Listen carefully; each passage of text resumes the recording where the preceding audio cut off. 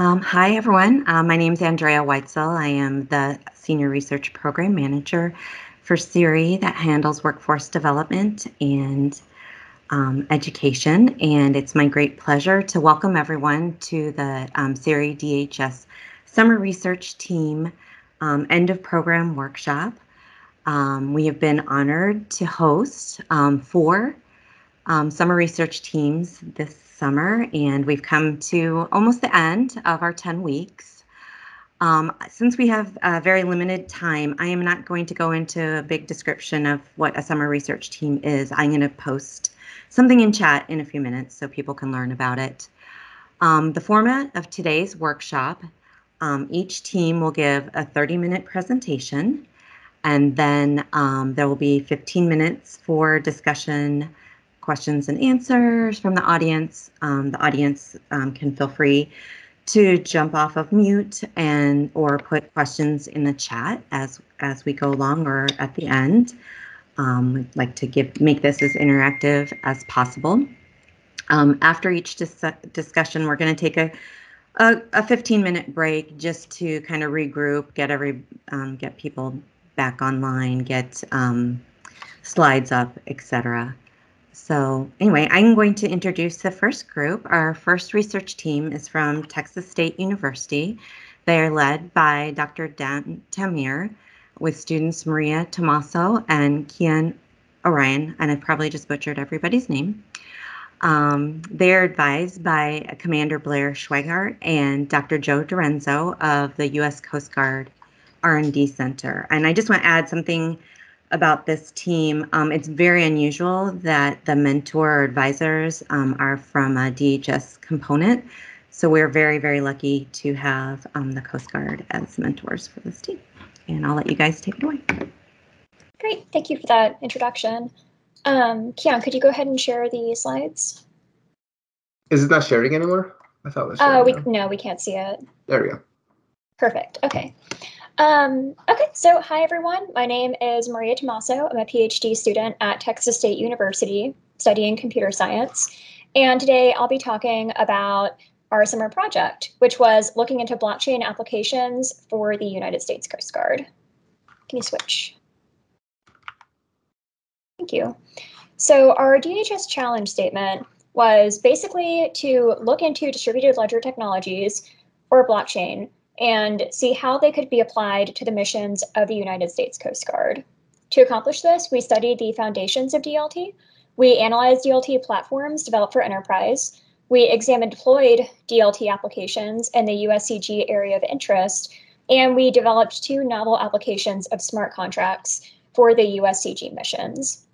Additionally, in parallel, we've also researched compression and encryption as a potential security enhancement to the blockchain. Next slide, please. Next slide. So I'll start with a little bit of background. For most of you, when you've heard of blockchain, you've probably heard it in conjunction with cryptocurrency. I know before this summer, I've only heard about blockchain in terms of Bitcoins or Ethereum, but it turns out there's actually a lot more to it. So essentially, a blockchain or a DLT is a decentralized system of accounting in which every participant maintains a full copy of the ledger, and all ledgers are kept in sync via a consensus mechanism. The blocks store sets of transactions. The blocks are joined by cryptographic links, which prevent tampering with past transactions, and the entire ledger is made up of the linked blocks, which is where the term blockchain comes from. So essentially, if you're imagining a traditional ledger that would just be a book, you can think of each page of the book as like a block in the blockchain. And then they're joined by strong cryptographic links, which makes it really difficult for anyone to go back and alter previous entries. This is part of where the power of the blockchain comes from. It's immutable. It's very, very difficult to alter past entries in a blockchain. An asset is any currency or object maintained by a DLT. So this could be a cryptocurrency, or as we'll see in a few minutes, it could also be a custom asset like an inventory item being tracked, or even seafood. The early DLTs, like I said, were used for cryptocurrencies. That's blockchain 1.0 and 2.0. And they were what's called permissionless, which meant that anyone could join them. The new blockchains the enterprise blockchains, which is 3.0, are permissioned, which means not anyone can join them. You have to be given permission and you have to have a reason to. So the benefit of this is you can have a higher level of trust, and it mitigates some of the security issues that you see with the open blockchains. It also cuts down on the electricity usage. If you've seen anything in the news about the high power usage of blockchain, it's because of the consensus mechanism.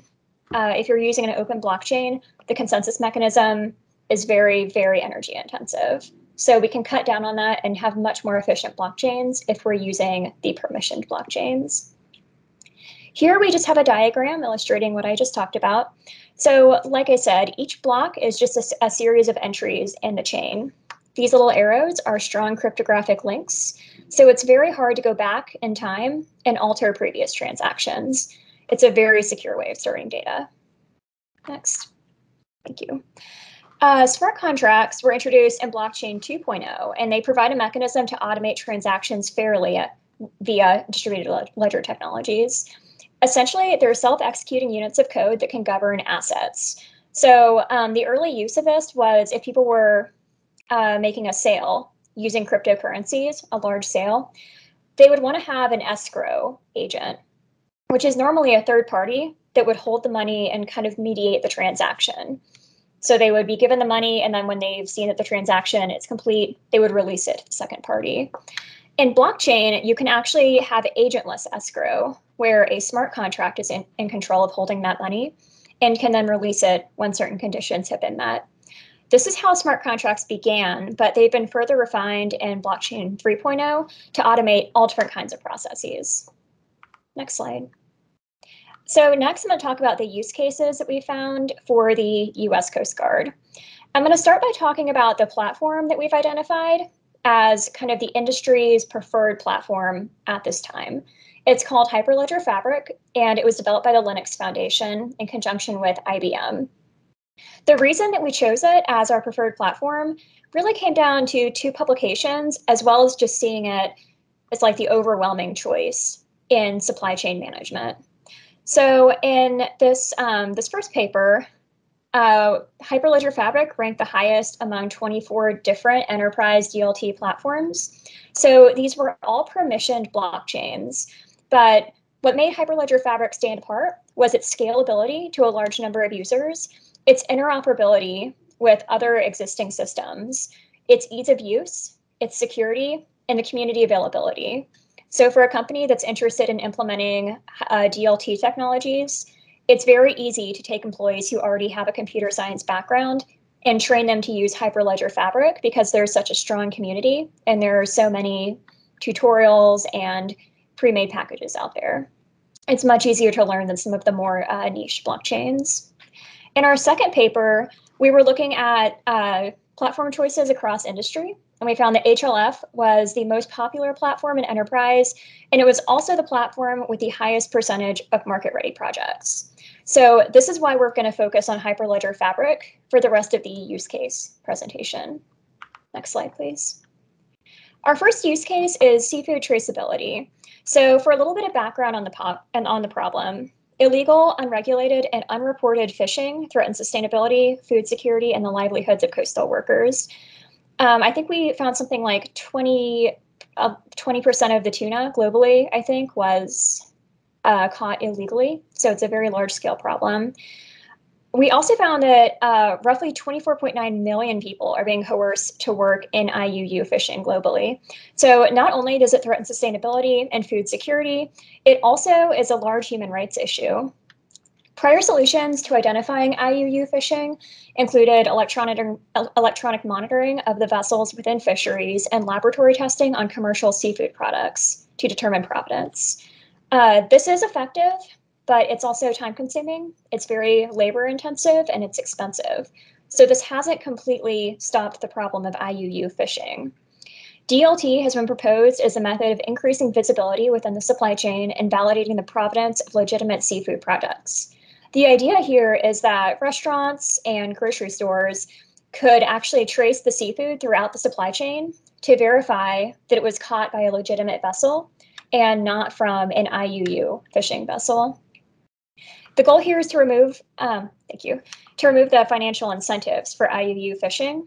If we can do that, we would also address the crimes associated with IUU fishing, such as forced labor, as well as enhancing sustainability and food security for the world oceans. The first platform that we've identified that's deployed is developed by IBM, and it's called Food Trust. So it's an HLF-based DLT designed to enhance traceability in food supply chains. Right now, pilot studies are being evaluated by Walmart, Nestle, and Unilever with promising initial results. And the cool thing about IBM Food Trust is it can be adapted for seafood very easily, but it can also work with really any type of food. So they've also done pilot studies. We found one on coffee where they were verifying that the coffee was free trade. So it's a very powerful platform for all things food. The next use case that we looked into was inventory management systems. So for this, we focused on aircraft spare parts management because it's a very specialized type of inventory that involves a lot of documentation. So basically, we're looking at the record keeping on the parts. We want to make sure that they're being maintained properly and that they are considered airworthy. ASPM also involves tracking between entities to ensure safety and efficiency of operations. So in an ASPM supply chain, we would, of course, have the airlines. We would also have maintenance organizations. We would have the manufacturers of the parts. There are a lot of moving pieces. And the way that ASPM is conducted right now, there's a lot of transfer between entities that introduces room for error. So they're also very labor intensive. So doing all of this paperwork to verify that all of these parts are safe and airworthy and that they're where they need to be is very time consuming and error prone. So DLT is being investigated to reduce these errors and enhance data integrity between the organizations. The second deployed platform that we found is Honeywell Go Direct Trade. So Honeywell is a large aircraft spare parts manufacturer, and they've implemented an online marketplace that I think that right now they have 25,000 aircraft spare parts listed, and they're able to scale it because of blockchain. They have automated most of the maintenance paperwork and the maintenance checks, and they're also collecting very valid, reliable and valid data about demand from this. So they're actually able to enhance the efficiency of the supply chains while they're at it. So it's kind of like a 1-2. They've cut out like all of the overhead and the busy work basically. And they've also gotten better data that's letting them make their supply chains more efficient. So it's a simple idea, but it's a very unique marketplace in this industry. Our third use case is counterfeit detection. And again, here we're focusing on prescription drugs. In practice, it wouldn't have to be pharmaceuticals.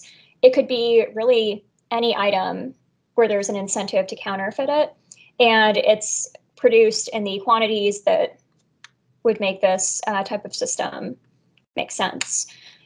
So talking about the problem of counterfeit pharmaceuticals, an estimated 10% of drugs in low and middle income countries and 1 to 2% of drugs in high income countries are counterfeit.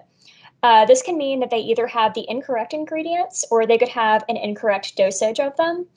And at times this can pose serious and sometimes lethal risks to patients. This is compounded by a fragmented supply chain, which makes recalls more difficult once a fraudulent drug has been identified. We found a case study with a cancer drug that was put out about 10 years ago, I think, that was actually found to be counterfeit. So the patients who received this treatment, and they were receiving this treatment at their oncologist's offices. This wasn't, something that they picked up at, like a pharmacy. This was something that they received in the offices. The fraudulent drugs had entered the supply chain. They had none of the active ingredient. And even once the FDA realized what was going on, they couldn't identify all of the patients who had received the fraudulent drug because the pharmaceutical supply chains are just so opaque. So the goal here is to use DLT to improve visibility in the supply chain and make it harder for these counterfeit drugs to enter. Next slide, please. So our third use case that we've identified that has been deployed is called MediLedger.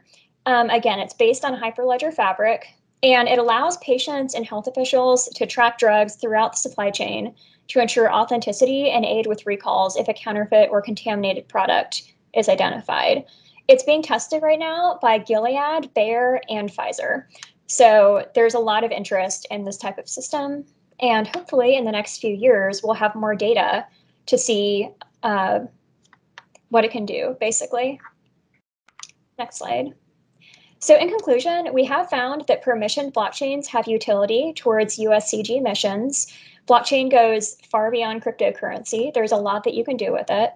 The immutable nature of DLT provides a strong foundation for enhancing traceability in supply chains, which is really what the three use cases that we've talked about come down to. It's about having supply chains that are transparent, where everyone involved can trust that the information that they're getting is accurate. Smart contracts can automate processes that would otherwise be time-consuming and prone to errors, as we saw with the Honeywell Go Direct trade. Prior to that, having 25,000 aircraft spare parts in one marketplace was unheard of. There would just be too much paperwork. It's too much to keep up with. So we've been able to scale systems that we haven't been able to before through the use of smart contracts. And fully developed platforms do exist for implementing enterprise DLTs. Hyperledger Fabric is the one that we've identified, but it's also not the only one. And many of these platforms are interoperable with other existing systems. So we're not talking about overhauling existing systems. We're talking about building an additional layer of security and visibility into them. And now I'm going to turn this over to Keon, and he's going to talk about our two novel use cases. Thank you, Maria.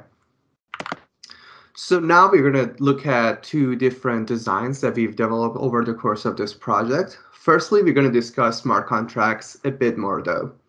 So within the blockchain, we're going to have information that's stored within each block. This code can actually, or the actual data within each block can include executable programs that are mapped to specific accounts within the blockchain network. These accounts are going to be called the smart contracts, and that's what we're going to focus on right now. Smart contracts may receive external blockchain information through what you call data feeds, but the problem is we cannot guarantee the data feed integrity, and that's why it's usually a recommendation to use either multiple data feeds or use a feed aggregator that's already aggregated all that information, and this is going to help you compare external information and see if anything seems out of the norms, and you could ignore it then. In the first example, we're going to look at the leasing agreement smart contracts via DLT. In this scenario, signing parties contact the leasing template generator with their information, the lease terms, the leaser and leasee's information, and this contract is going to generate the unsigned leasing agreement. The unsigned leasing agreement is going to rely on the data feed aggregator that's going to receive information from the data feeds. The data feeds are going to authenticate the users via some sort of government form of identification. This could be a password, driver's license, any type of government ID should do. Once the data feed has authenticated the user, they're going to notify the data feed aggregator, which is going to keep a log of all those users and map their real identities to their actual blockchain accounts. Once this is all done, the unsigned leasing agreement is going to generate a signed agreement. This contract, this new contract, is not going to have an owner. Therefore, it cannot be deleted from the system, and that just gives it a bit more permanence. Once signing parties are authenticated, yeah, there we go. And in order to liberate network resources, at this point, the signed agreement is going to send a request to the leasing template generator and request for the unsigned leasing agreement to be removed. Additionally, within the signed agreement, we're going to have an arbitration function that's going to enable the signing parties claim any type of disputes. And if a dispute is filed, the arbitration is going to make a decision based on the lease terms, and it's going to enforce any type of sanctions or fines and also notify the data feed aggregator. And the notification is going to help us keep a log and it would also assist with flagging users that are being problematic. In the second scenario, we're going to look at the phishing smart contracts via DLT for the US Coastal Guard. Phishing companies are required to provide specific data to the blockchain. This includes phishing data, GPS coordinates, and licenses. USDG also is going to generate a smart contract that's going to monitor blockchain. Phishing companies provide the blockchain with their documentation. Once verified by a smart contract, a phishing license can be automatically issued. Smart contracts are going to also monitor GPS data compared to satellite information, phishing data, and issue warnings, fines, and sanctions based on any detected discrepancies. So if a vessel is supposed to have its GPS on for 80% of the time and they go below that threshold, this smart contract should be able to automatically either issue a fine or a sanction, such as taking away the vessel's license, fishing license. And now we're going to pass this to Dr. Dantemir. Thank you. Thank you, Kian. Can you go back to your previous slide? I want to say something. You can stop here. So I wanted to make sure that it is clear that these two applications of DLT were actually designed by the team as an hypothetical use of DLT for the US Coastal Guard or Coast Guard. The other ones that were presented were done externally. This was done by the team and based on the best information that we have, including some information that we got from our mentors. And this should be continued in a way if we continue with the Coastal Guard to basically understand how to implement it, maybe using a fiber ledger technology. Anyway, let's go now to my part. So please go to the yeah. So basically, we were trying to also include something that is a little bit more pure research, or let's say applied pure research into our activities. And I am actually asking some questions that are not addressed here, such as why does it have to be a chain? Why do we have to do the verification immediately? So all of these are research questions, and some of them led me a while ago and more recently into the questions that related to encryption and resilience in our DLT. And it is not well known, but encryption is not kind of easy to implement in a permissionless system. Regardless, this is the area of my research for this activity for this summer. I looked at a method for including encryption and compression and maintaining resilience. So let us go to the next slide. Okay, so traditionally, if we want to compress and encrypt, then we first compress with whatever method we find appropriate, and then we have to encrypt. We cannot do the opposite. But then the question is, can we do both in one module, in one, let's say, algorithm? And there are, of course, some trade-offs. The trade-off might be that we might lose a bit of our ability to get strong encryption, but we can still get relatively strong. I will explain what it is. And the benefit is that it will save in execution time, or it will save in complexity because we do both of them at the same time. Now, there is a method that was developed by, I would say, 3 of the 4 most influential names of 1950 in terms of information theory. So Shannon is, of course, a person that kind of set the new information theory in around 1950. Fenner was a professor in MIT, and Elias was the student, and then Huffman was another student, and we all are benefiting from a lot of what they did. And SFE is a method for compression that can also be exploited for encryption. And the slight problem, or the problem with SFE, is that it is not as competitive with techniques like Huffman coding and lamp and sieve-based coding in terms of compression. And lamp and sieve, by the way, is used all the time. So if we compress using any zip, WinZip, we're using lamp and sieve. So yeah, let's move to the next slide. So a little bit of terminology, and I cannot go too deep. So basically, in data compression, instead of using fixed length code, we use variable length code, and we allocate less code word, less bits to symbols that are more frequently occurring. But this kind of poses a problem about how to make it uniquely decodable. If you have questions at the end, we can go there. In any case, we can look at the average source code length, which is called the code rate. And this is basically the probability of a symbol times the number of bits allocated to the symbol, L of AI. And it is measured in bits per symbol. And then the entropy is given as you see below, is the entropy is the probability of a symbol times log base 2 of the probability. So the four people I mentioned before, when they looked at it, they say, if we can make L of AI equal to log base 2 of P of AI, we are at the limit. So basically, this is called entropy coding, and this would be the bound on the code rate, meaning we cannot compress better than the entropy. Okay, let us move to the next slide. So this slide is kind of illustrates some of the concepts and the main idea of the research.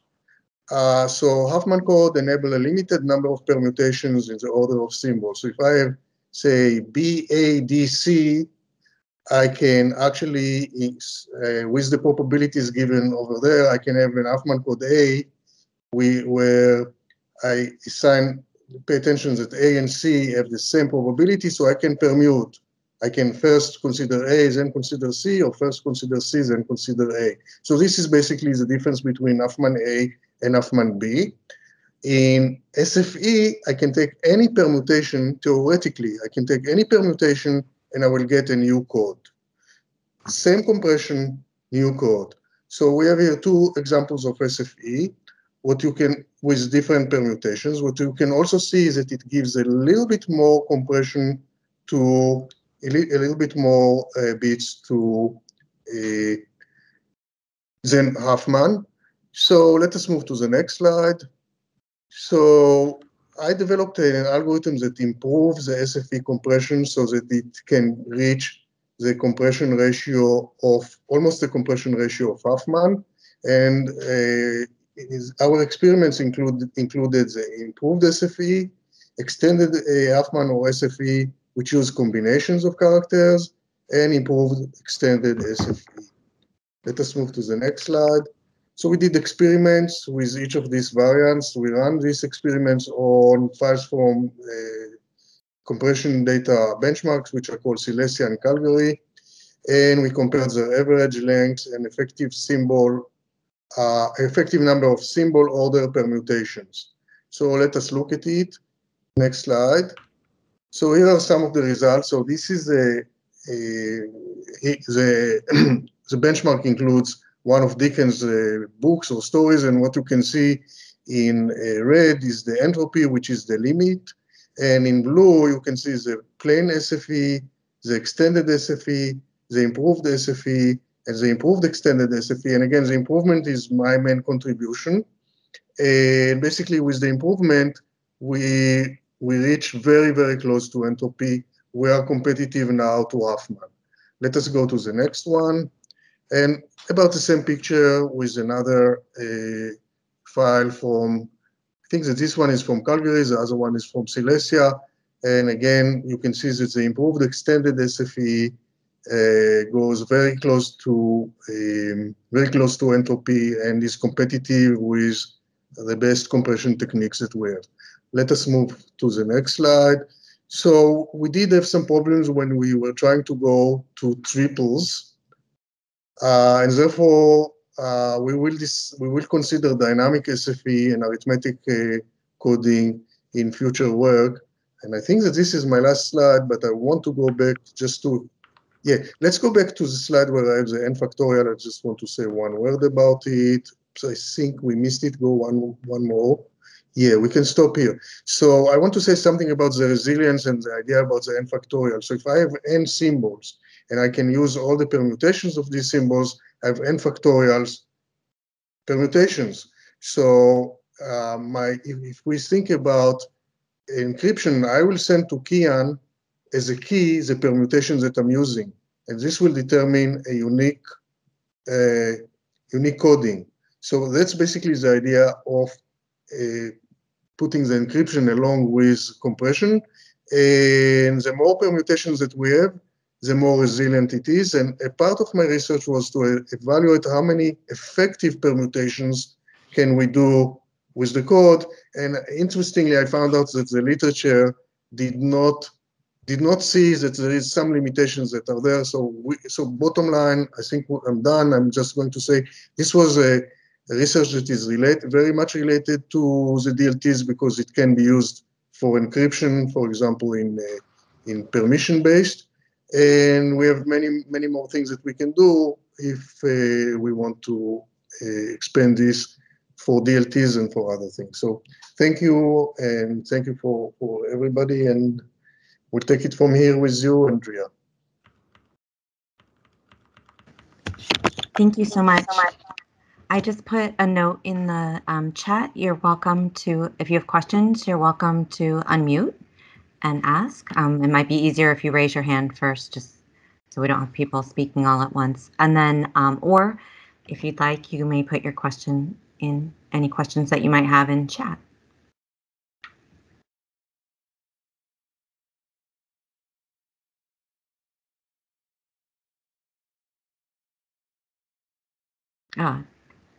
Max, go ahead.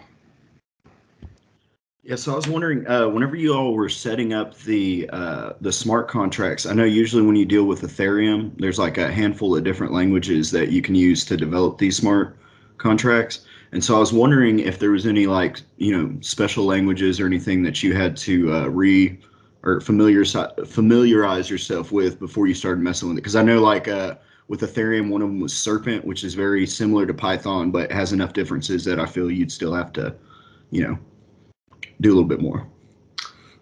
I could give you some feedback on that. We actually didn't code any of the smart contracts. Those are all high-level flowcharts. The other issue is the fact that also, as a side note, I believe Serpent is actually outdated and depreciated and is no longer being used actively. I believe currently Ethereum is running on Solidity, unless I'm mistaken. Okay. Yeah, I mean, I'm not too familiar with everything going into those contracts. I just have a passing familiarity. I was just wondering on that side because I'm a code nut. Sorry. Sure. No, same here.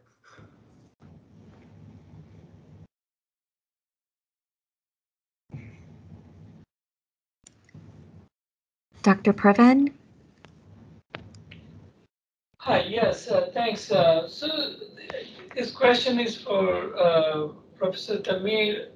When you are doing encoding, like for compression, and do you have like a fixed length words? Because how do you distinguish if something is encoded as 111, which is followed by 10 and followed by 101? How does one know that where are the character boundaries, or how is that handled? Okay, Kian, if you can go 1 or 2 slides back for my definitions, back, not forward. Yeah, so for this one, thank you. So fixed length code is what we use before compression, and then it's easy to go from the code word to the actual word.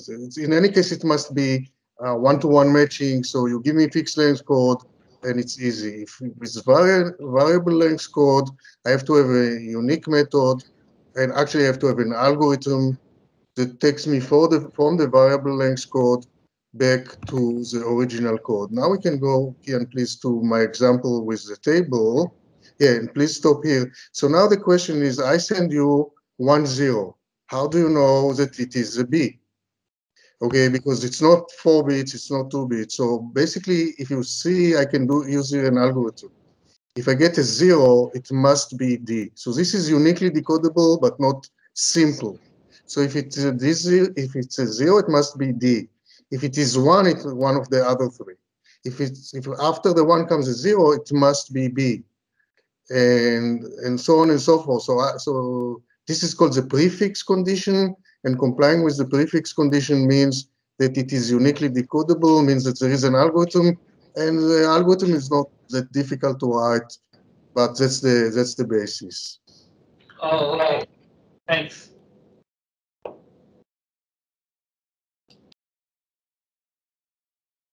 It looks like Max has another question. Max, I put you on mute, but if you want to unmute and ask your question, that'd be great.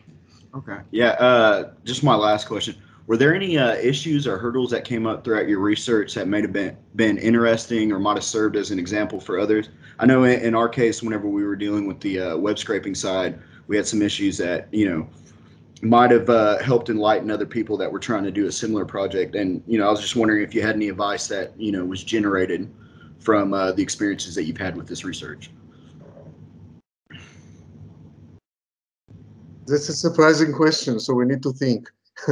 Sorry, I was on mute. I have an answer for that. Actually, one big issue that we had at the beginning was finding reliable information on DLTs. So we started with the academic literature because that's what we've always done. And it was actually really low quality. And we found a lot of factual errors in, just the highly cited papers that we were pulling up. So yeah, really, we had to kind of go back.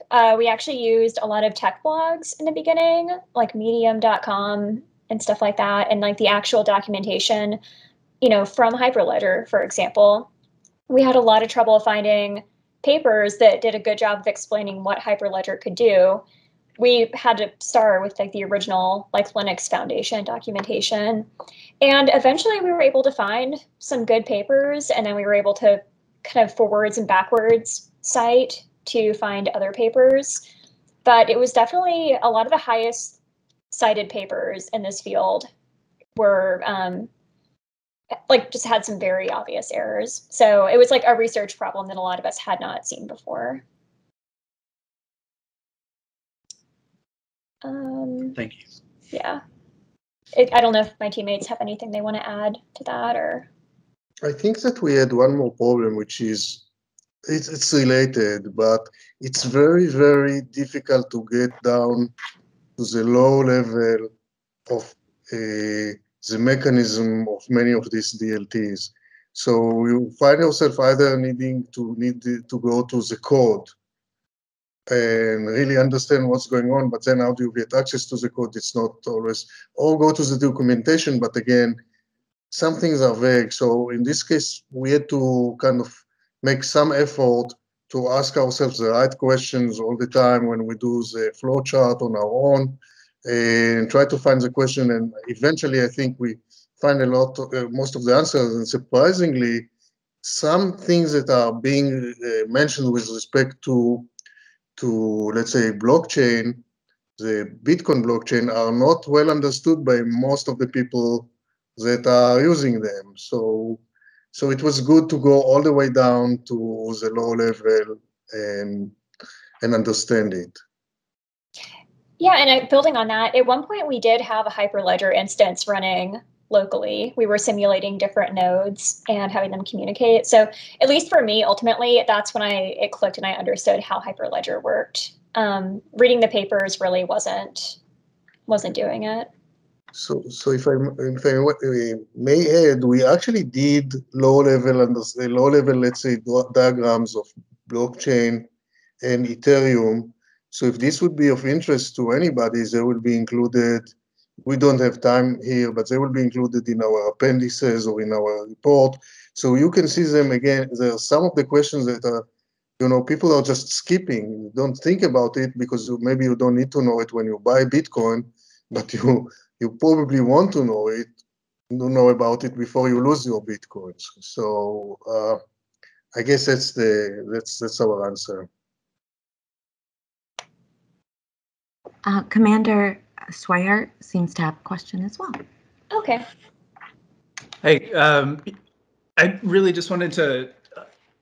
comment on what Maria and Dan have just said here, and highlight the fact that with really new technologies like this, we often do lack that academic corpus, and it can be very difficult. So I really just want to applaud the team for kind of going outside of our traditional research avenues and kind of getting that foundational knowledge, through the tech papers, through kind of their own instantiations.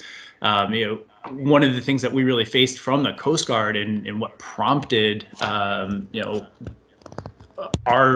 point of view on some of this work is there's so much hype about these new technologies, and oftentimes there's a lot of hype because there isn't that academic body of work. So just again, kudos to the team for really getting in and figuring out how this technology can work and how it can be applied to governmental instances. So just many thanks.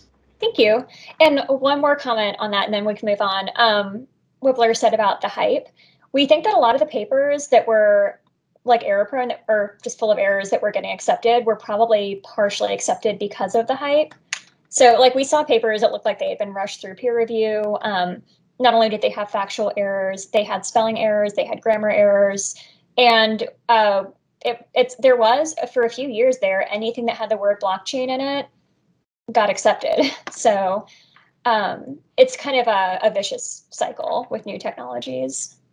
So maybe I will use this opportunity to, thank the Coast Guard for the mentoring and for opening this topic to us. I think that for all of us, it was just like we only knew what's reported about Bitcoin in the, in media. So we learned a lot. Moreover, I plan to start a course most likely next spring, in the coming spring, on DLT technology in Texas State University. And it will emphasize the computer science aspect of it, but might also be open to, let's say, business and other people that are interested.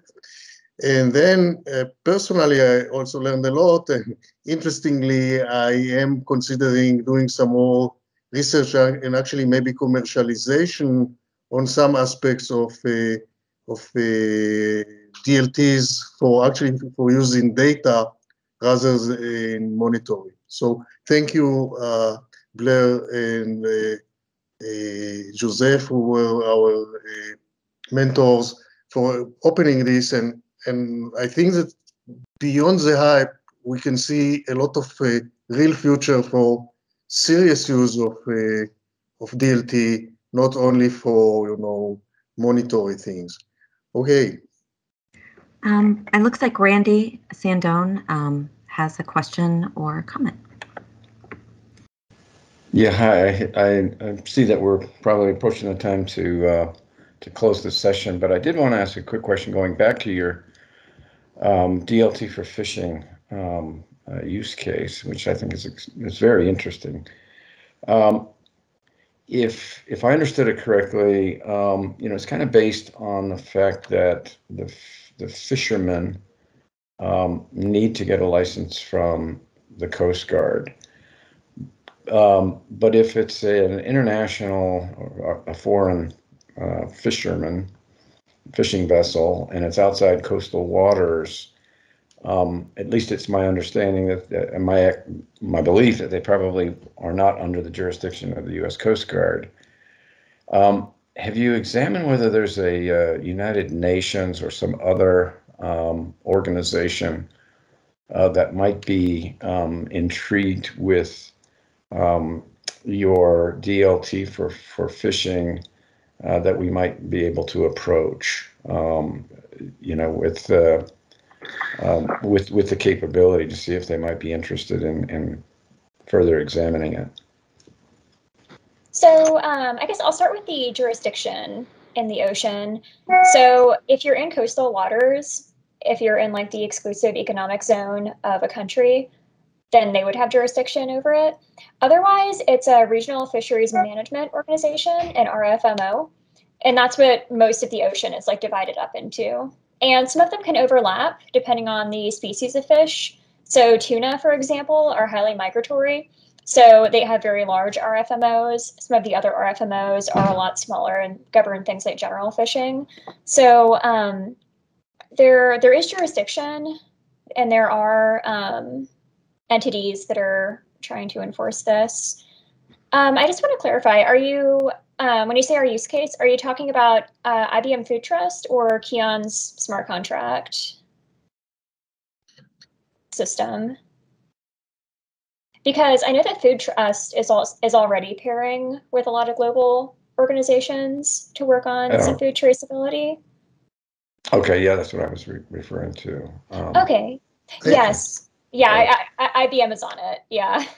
I also wanted to add that even within the United States, there is more than one organization, and I assume that that Blair et al. Know better than us, but there is more than one organization that might be, let's say, involved in licensing and monitoring. So yeah, I don't think I mean, beyond what Maria said, we don't have a other answer except for saying that, yes, this can also be the basis for approaching to some organization like this so that they can accept this, let's say, as their standard. Blair also has his hand up, and he can probably give the best answer. Yeah, thanks. You know, as Dan said, within the U.S., it's a joint effort, especially between NOAA and the National Marine Fisheries Service, NMFIS, and the Coast Guard, and oftentimes nearer into shore, a lot of state agencies, the Department of Natural Resources, et cetera. On the international side, there are kind of two. There is a branch of the UN that is focused on illegal, unregulated, unreported fishing. But there are also a lot of bilateral agreements and some multilateral agreements where nations have partnered to kind of conduct joint enforcement over each other's, fishing zones. So it's kind of a multifaceted approach.